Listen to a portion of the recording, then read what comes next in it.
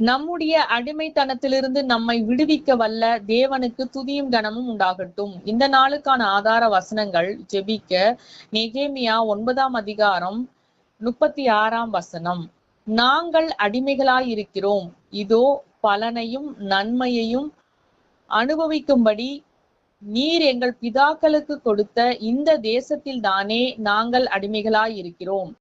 துதிக்க எபேசியர் 6:7 அடிமையானவன் ஆனாலும் சுவாதீனம் உள்ளவன் ஆனாலும் அவனவன் செய்கிற நன்மையின்படியே கர்த்தரிடத்தில் பலனை அடைவான்.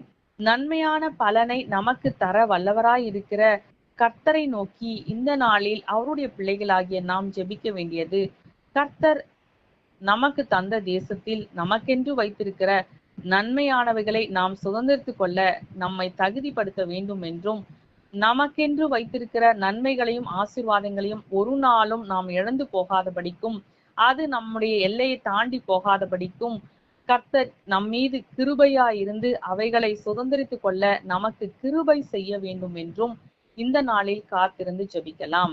துதிக்க வேண்டியது, நம்முடைய தேசத்தில் நாம் எந்த நிலையில் இருந்தாலும் நமக்கான நன்மைகளை தருகிறவர் நம்முடைய கர்த்தராகிய தேவனே. நம்மை ஆளுகிறவர்கள் யாராயிருந்தாலும் நமக்கென்று கர்த்தர் வைத்திருக்கிற நன்மையை ஒரு நாளும் ஒருவராலும் தடுக்க முடியாது. ஆகவே நமக்கு நன்மையான பலனை தர வல்லவராயிருக்கிற நல்ல தேவனை போற்றி துதிப்போம்.